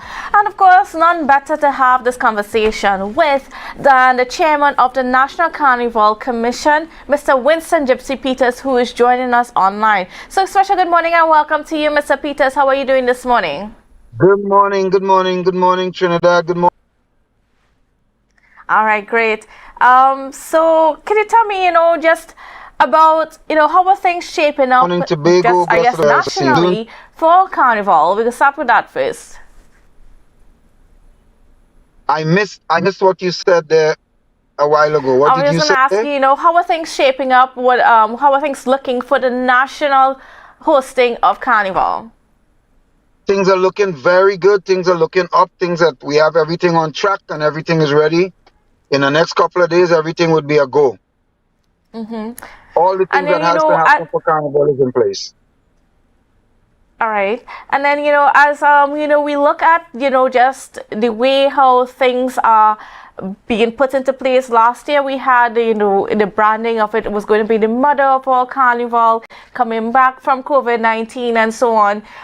Even though we didn't see this, they didn't see the same amount of participation as we had expected. Do you expect any change in that participation going into this year's carnival? But may I ask, I want to do some correction there, because who said that we did not see the same amount of participation? Where was that statistic given by and by whom?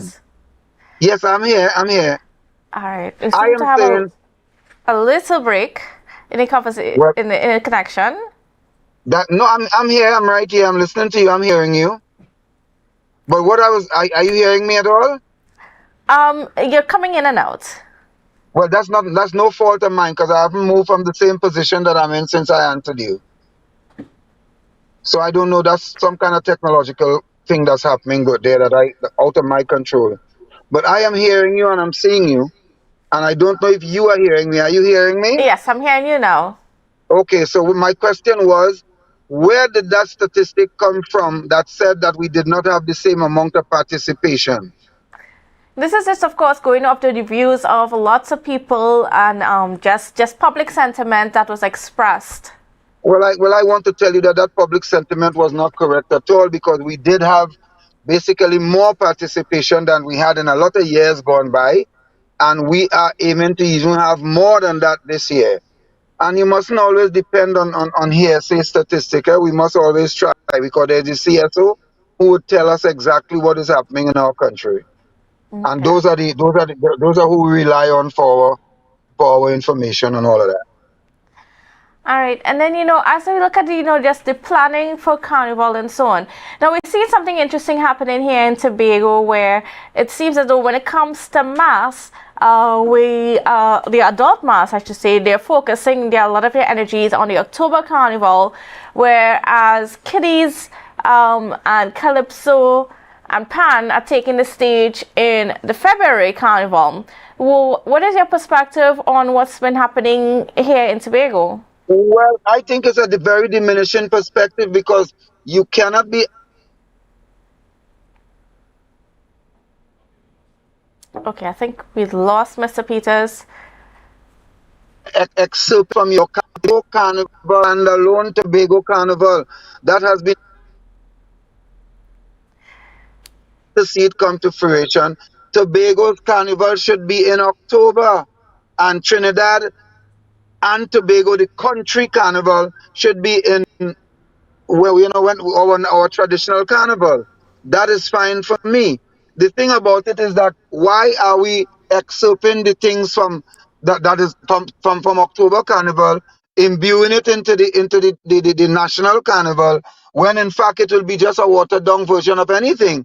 Why not just amalgamate it and have a carnival that would bring people and bring tourists to Tobago, and we have inter-island tourism that would make Tobago Carnival a very viable money-making entity, because that is what carnivals are. Carnival to our countries is to make money. It is not just for us to have a good time. Most of the people from Tobago are going to come to Trinidad for Trinidad Carnival anyway. So you are saying that there shouldn't be anything in Tobago for the February Carnival? Tobago should be the cool down of the February Carnival. Put events at the end of the Carnival when people are going to leave Trinidad and come to Tobago to go by the beach and have beach party, have beach lime, fill up the hotels with beach activities, and have all the people who came to Trinidad for Carnival go to Tobago. And then in October, vice versa, you're going to have the people who come to Carnival in Tobago coming to Trinidad for whatever residual party or whatever they want to come to Trinidad for, if they want to so do. Mm-hmm. And then what about, just having kiddies alone, in the February Carnival in Tobago?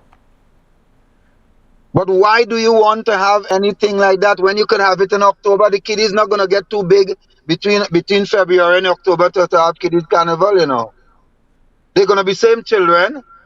You have more time to plan it, and you have more time to do it, and you have more time to create spectacles so that they could see the children in their full bloom. And you might even have children from Trinidad coming over to play mass in Tobago and all of that. Like indeed, you have people from Tobago coming to Trinidad to play mass for Carnival. What is wrong with that? I don't understand. But those are the thinkers there. I don't want to be thinking for everybody. All right. And then in terms of the planning and all of that, what about in terms of, just the funding and so on? Are you having any issues at this point in time where, making sure that the bands and so on have the sufficient monies and whatnot to go ahead with Carnival? Well, we are always making sure that happens, but remember that we are a subventive organization as well. We have to depend on the government releases in order for us to do it. So, yes, sometimes we are short and we are back on it, but that doesn't stop us from going ahead, because most of the people involved in Carnival have been people who are involved in Carnival for eons, and they understand how it works. So we work and we get it done. Yes, we do owe people from time to time. We would have to do that, but some of them understand, and that's why a lot of them try to overcharge you, because they know that they have to wait and the overdraft go up and all that kind of. A lot of ramification takes place in on the periphery of all of what happens to the eyes. Mm. And then as we also look at the different aspects of Carnival, we've seen that we're having another year where we don't have a soca monarch. What is your viewpoint on what's been happening where soca is concerned? It is not something that is acceptable to me at all. It is something that I am working hard on trying to make sure I get. But again, all these things take funding, and the soca monarch, remember, is a partly privately owned thing, unless the NCC itself could take some of its own funding and do something. There is something that we're still trying to work on. It's not going to be on that big scale, but there is something that we're trying to work on right now. I could apprise you of it a little later on, maybe in the next 2 days or 3 days. But right now we are working on it, because we are seeing that we can't do the big soca monarch as much as we would like to do it, but that takes tens of millions of dollars. So is it just because of a money issue why we can't have a soca monarch, or is there something else as well? Yes, it is because of money issue. Everything that goes into Carnival is money, but then again, you have to spend money to make money. And I don't think that all the soca artists that have been spawned out of the soca monarch you could add a monetary value to that. They have more than brought back that kind of money to our country. More than do it. So the money is not to spend. The money is not the problem. Getting the money to spend is the problem. And getting people to understand that when you do these things and you spend money on these things, it is not wasted money. It is not. And then we're seeing from two cool perspective going into this year's Carnival. We had a conversation just a couple of days ago with Mr. A.C. King, and he is quite impressed with what he's seen coming out of the Calypso tents, both in Trinidad and Tobago. What are your expectations for this year's Calypso Monarch? Well, I think that the Calypso Monarch is always a high standard event, and I think what is showcased there 99% of the time is really the highest of what we have to offer in terms of Calypso. And I don't think this year would be anything different. I think you're going to see a show of great standard both in the semi-finals from the Calypso tent into the semi-finals and into the March Gras show. So I have high expectation for it. I've been listening to some of the Calypso myself. I'm impressed with quite a few of them. I'm listening to some of the road marches, and I'm noticing that a lot of the road marches are coming back to Calypso really, where you have, some road marches that didn't have anything to do with Calypso really. But I'm listening to some of them now, and I think that we are getting back into a Calypso groove, which augurs well for the land of steel pan and Calypso. And then as we look at the growth of Pan as well, I mean, we continue to see the performances and the pieces that our individual Pan bands, whether they be small or large, they continue to put out exceptional pieces out there. What is your take on what's been happening with PAN? My take on that is fantastic. That's the only how I can describe it. And I want to tell you that anything that you're doing in life, management is the key to basically everything. I mean, there will always be variations to management, but management is the key. And I want to commend Beverly Ramsey Moore for doing a fantastic job with the PAN. Her and her executive, they're doing a fantastic job. She is going all out to ensure that the PAN get what they deserve, and I like that. And I'm urging Ainsley King, my chairman, my president, because I'm a Calypsonian, and I'm urging him to do the same thing, and I'm helping him along. Excuse me. I'm helping him along in any way that he need help to get it done, because I know that management makes the difference in everything. And that is you're very demanding and commanding kind of person as well. And you need that kind of personality to drive things. Sometimes you could call it dictatorial if you may, but it works. And that is what is important. And I love what she's doing. She's doing a fantastic job with the PAN movement and the instrument, the actual promulgation of the instrument itself. Where do you see PAN going? I mean, after all these successes and, just this good trajectory that we're seeing so far coming out, where do we see it going? Well, I can't describe its destination, because PAN, as far as I am concerned, is an instrument like any other instrument, like the guitar, the bass, the piano, the saxophone. A PAN is just an instrument as far as I am concerned. But given the antecedents of the PAN, this is what makes all the difference in terms of promoting it, and promoting it in a way that you would find that it would find itself among the great instruments of the world. And it has done that up to a point already. It is now the furtherance of doing that. And I think that the land of PAN is a great place to start to ensure that we keep it going, so that the rest of the world will respect it in a certain way.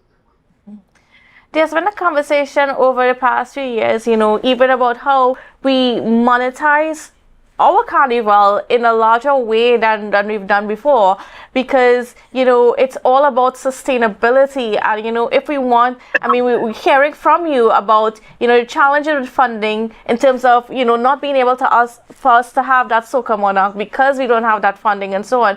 What is NCC doing in terms of making Carnival a little bit more sustainable, so that we can put more money into the culture and into the art of it all?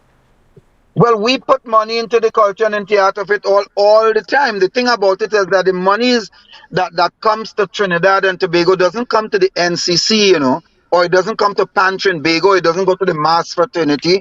It comes to the exchequer of Trinidad and Tobago.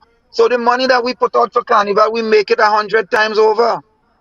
We make it all the time, and more than that. In anything that you do, the social aspect of it cannot be monetized, So apart from the physical monetary gains that we are having in our country, the social aspect of this, the social aspect that Carnival brings to Trinidad and Tobago cannot be monetized.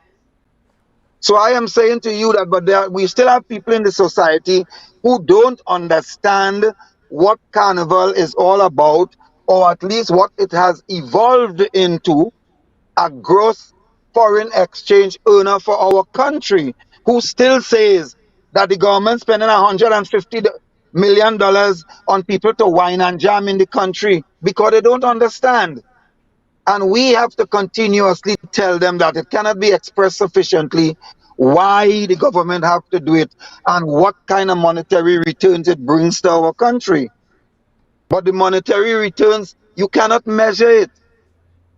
Well, you could measure the monetary returns, sorry. What you cannot measure is the social returns that you're getting from it. And this is what they don't understand. So the money that we spend on Carnival is never wasted. You cannot waste money on Carnival, and you cannot lose money on Carnival.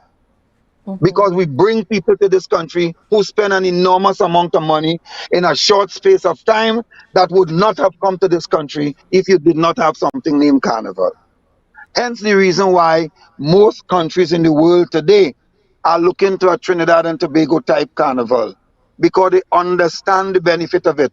The only people who don't understand the benefit of carnival in Trinidad and Tobago is primarily people who don't like carnival, who hate carnival, and to hate everything else that we create here. The pan is no good. The pan is a devil's instrument.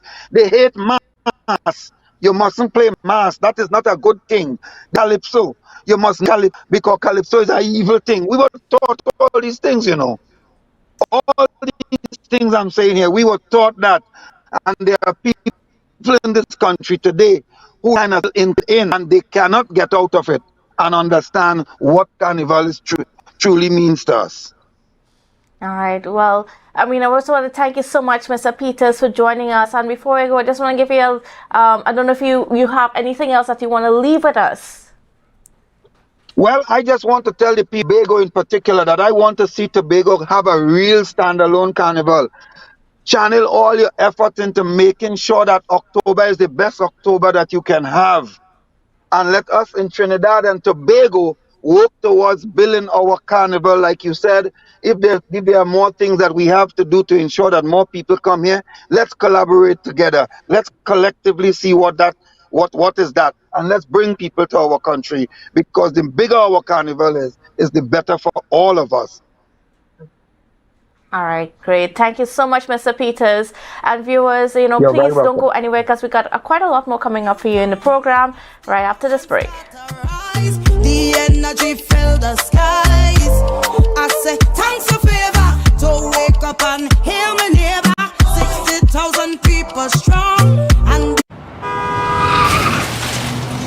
Everybody only worrying. Never ever worry. Don't mind how things looking hard.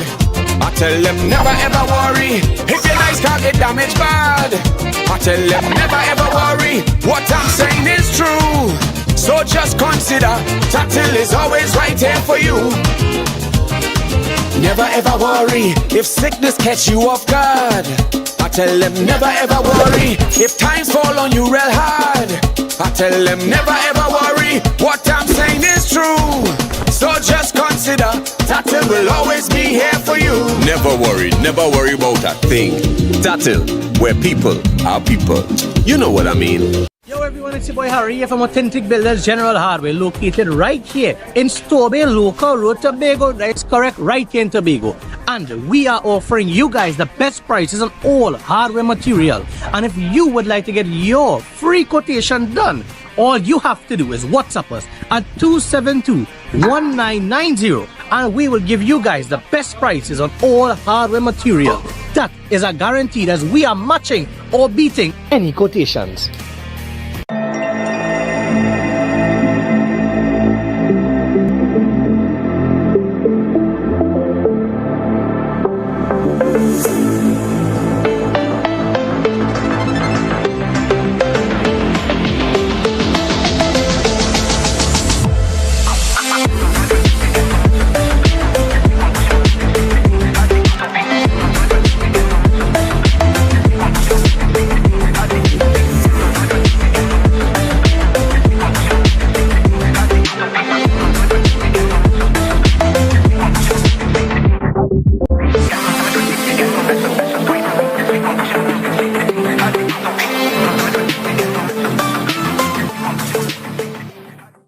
It's your boy Harry here from Authentic Car Clinic, located right here in Tobago at Tobago Local Road. You can WhatsApp us or call us at 366-4173.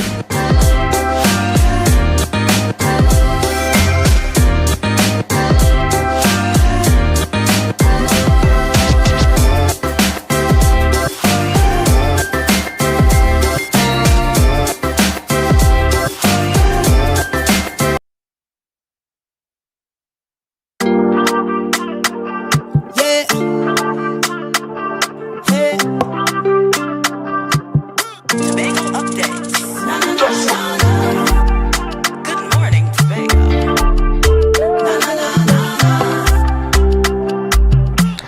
welcome back to Good Morning Tobago on Tobago Updates. Viewers, we are continuing this morning's conversation, switching away from Carnival and into something that's still pretty hot in our place. And of course, that's the weather and what's been going on with our environment and what we need to do to stay safe. And for this, we are being joined by Mr. Jude Rogers, who is the Fire Prevention Officer with the Tobago Fire Services. So a special good morning and welcome to you, Mr. Officer Rogers, I should say. Good morning. Pleasant good morning to you and your viewers and listeners this morning. How are you doing this morning? I am great. So it's going to be a very hot and dry season. Now we're having a bit of rain here in Tobago. Very much welcome, I might add. But it's not going to be the norm going forward. It's going to be very hot and dry, which means it's going to be good conditions for a lot of bushfires.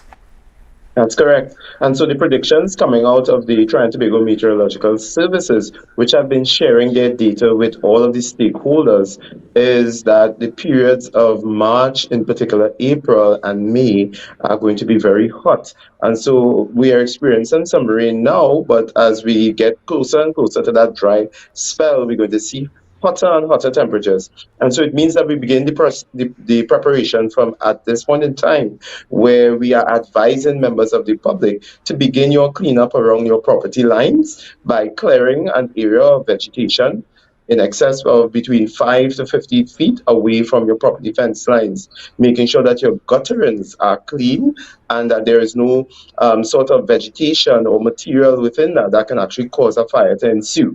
All right, so members of the public are advised to begin that preparation and that cleaning process from now, and to ensure that you have a safe dry season as it pertains to that.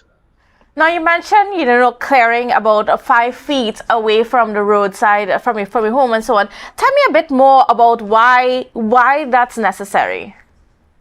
Okay, so basically, when we look at the sensitive areas or forest areas and so forth, vegetation, and if it was a bushfire to begin, it would continue to burn along what is called the lines where you have grass and shrub and trees and so forth. But if you cut that exclusion zone, and what we're talking about is really cutting the vegetation all the way down to the dirt level so that there is literally no fuel for the fire to burn.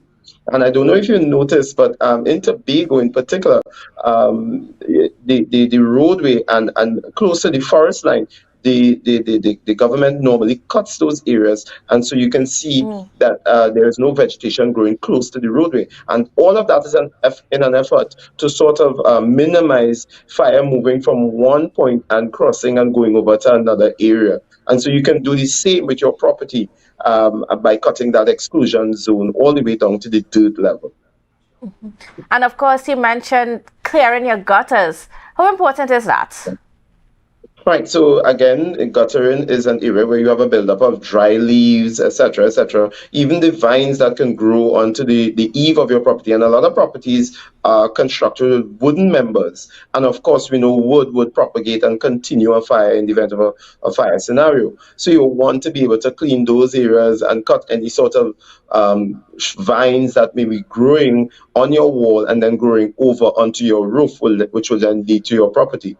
But then we also have other dangers that ensue, because remember, we have vegetation, we have persons who are planting, we have farmers, we also have the environmentalists, because we have a lot of hiking trails and all of these things that are throughout the beautiful Isle of Tobago and also in Trinidad as well. And so the encouragement is to ensure that those zones, and when you as a member of the public enter those zones, one, limit your use of smoking material, limit yourself from lighting any unauthorized fires, which leads me to the point of noting that lighting a fire between the 1st of December to the 30th of June is an offense under the Agricultural Fires Act, which will incur you upon summary of offense or conviction of a $20,000 fine and 6 months imprisonment. And this also includes, just what we like to do normally, which is, burning your bush. There you see you clear some trees and whatnot, and you just want to burn it in your backyard, and even bonfires on the beach.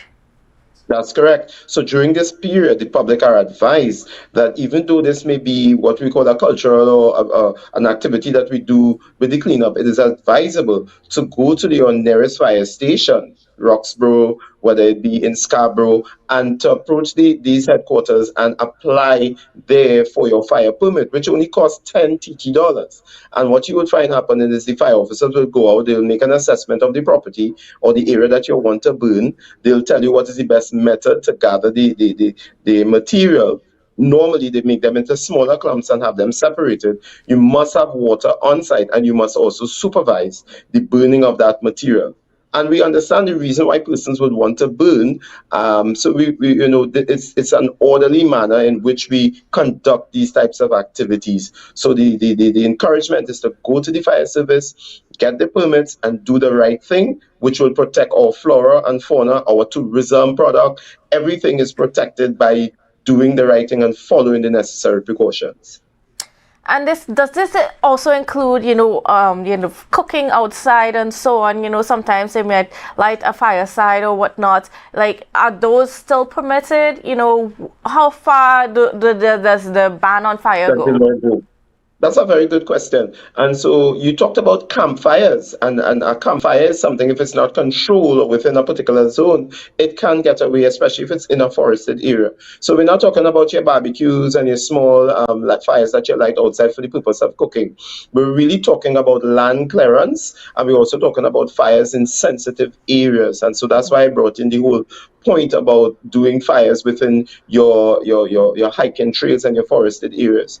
And this is a warning also to the smokers, even as you drive along the highways. And that's a serious issue we have in Trinidad.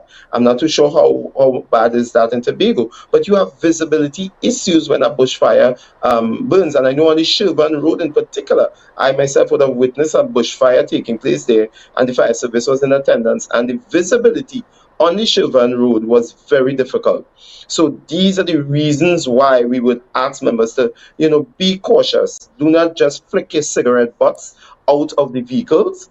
And definitely don't be smoking in those sensitive areas. As the season gets drier and drier, the bush and all of the shrubs become ready and ripe for fire conditions. Even throwing bottles out of your vehicle. So it's all about keeping a clean scene, and that is what we should be aspiring to do.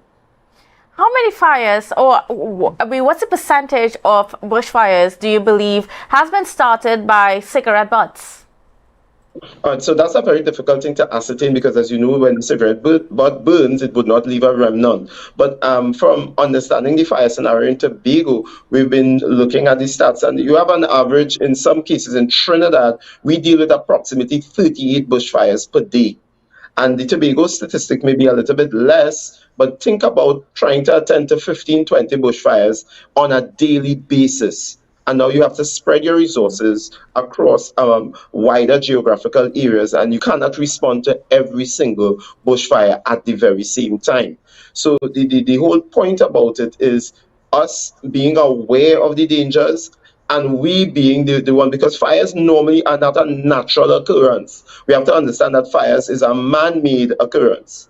And even though fires can be utilized in a positive way, they can also be very negative. So the point about it is, again, be mindful with the cigarette butts, be mindful about slash and burn. If you're burning to plant, we are saying still apply for the permit, do the right thing. And so it protects our environment and our entire flora and fauna in the process. Now, I saw a notice recently coming out of the Division of Agriculture here in Tobago, but they were also advising that even when you're using tools like saws and things like that that may have sparks, to also be aware of that. Could you just explain a little bit more about the concerns where high-powered tools are concerned? Right, so the whole point about it is where there is a rotation, there is a possibility for the buildup of heat and even friction, which can cause a spark to develop. And even things like leaving deposits of oil. And I know sometimes we have issues with the discarding of oil and even flammable products. We have to be careful as to how we discharge that. That is something that you definitely do not want to throw in your drains. So again, high-powered tools which develop sparks, those are the items that you'd want to really pay attention to. So that's a very good point that you're making there. All right. And then what are some of the other things that we can do to ensure that our home stays safe? Right. So definitely, again, in the built-up areas, don't think that because you're in a built-up area, you cannot have a bushfire. If we want to burn in our, let's say, your backyard, and you want to burn some trees, some leaves, whatever, we ask you to get like a little barrel or something, a metal barrel, of course, and you can cut up your shrubs and you burn in a slower or in a more confined area, not in a large way where it can go over your fence line and affect your neighbor's property. So again, normally when we talk about a backyard fire or a little rubbish heap to the back, in a barrel, and you just control that. Again, I'm suggesting that you get your fire permit to do so. Always err on the side of caution, all right, because it is a reportable offense, and the police and the fire service are obligated to respond when persons are burning materials in that sense. Again, keep that fire trace around your property or that exclusion zone of 5 to 15 feet, especially for persons who have elderly folks, where you have babies, where you have schools, where you have persons who cannot get up and leave from the particular area that may be inundated with bushfire or the smoke that is accompanied with a bushfire. So think about your home for the aged, think about hospitals and those areas. Those are areas that you want to protect because those persons are sensitive to the smoke and they may not be able to breathe the smoke and they cannot leave readily. So protect those persons, be mindful of those persons. And I believe that we will be able to make it through this bushfire season without having too much trouble. And as we have a few more minutes left, how quickly could fire spread during the dry season? How easy it is for just a whole field or a whole community to be gone. Right. So what happens is that with bushfires, it has a lot to do with the wind and the direction of the wind. So after the fire, let's say it's a cigarette butt and that fire smolders. So it may smolder for about an hour, hour and a half, and that fire picks up. The wind is what will take that fire downwind towards whatever vegetation is there. And once there is vegetation, trees, grass, shrubs, anything of that nature, without that fire stop, that fire will continue to burn vegetation all the way down till it reaches, let's say, a roadway where there's an exclusion zone. So you want to be very, very careful with that. That's why farmers are advised, they are the ones that are advised to portion out your land and to cut that fire trace around your property.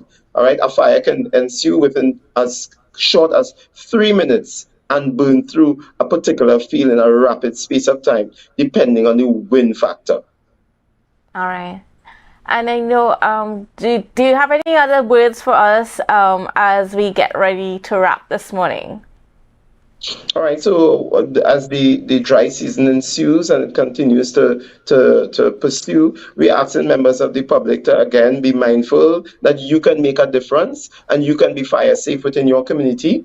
And again, it saves lives, it saves property, and in the essence, it saves our livelihood, our flora and fauna, and our beautiful country. So you are encouraged to follow the law. And if you need advice, reach out to your fire prevention departments within your jurisdiction, which is located at the Scarborough Fire Station. All right. Well, I want to thank you so much, Officer Rogers, for being on with us and for giving us those most helpful tips as we, get into the dry season. And yes, folks, it may not be so dry this morning, but let's enjoy the rain. But after the rain stops, it's not going to be, it is going to be pretty dry for the next few months. So some things that we really need to be aware of. And of course, the fire services is there for your help. And the number is 990, right? And is there any other hotlines that the public should know about? Once there's an emergency, we encourage persons to call 990, and all of our other numbers are listed, so you can reach out to the various departments. But 990, once you have an emergency, you call the fire department and you give the operator the information, and we will respond in kind. All right. Thank you so much, Officer Rogers. And viewers, yes, well, I guess that's how we're going to be wrapping the show this morning. I want to thank you all for being on with us. We've got quite an exciting week ahead for us here in Tobago. And of course, things are heating up when we are talking about Carnival is concerned. Carnival is less than a month away, less than 4 weeks away. So it's going to be a bumper season. Some events are coming out. So we'll see what happens, and of course we here at Tobago Updates are going to continue to be monitoring and bringing you those updates as they come forward. So you want to stay connected with us on Facebook, on YouTube, on our website, and of course, I mean, if you haven't gotten it yet, I mean, if you want to see us being broadcasted to you 24/7, you can catch us on 102 on Amplia. So if you want to have full Tobago content, get connected with Amplia so you can have us on there. So yes, thank you again for joining us, and we would see you again tomorrow. Together we're strong.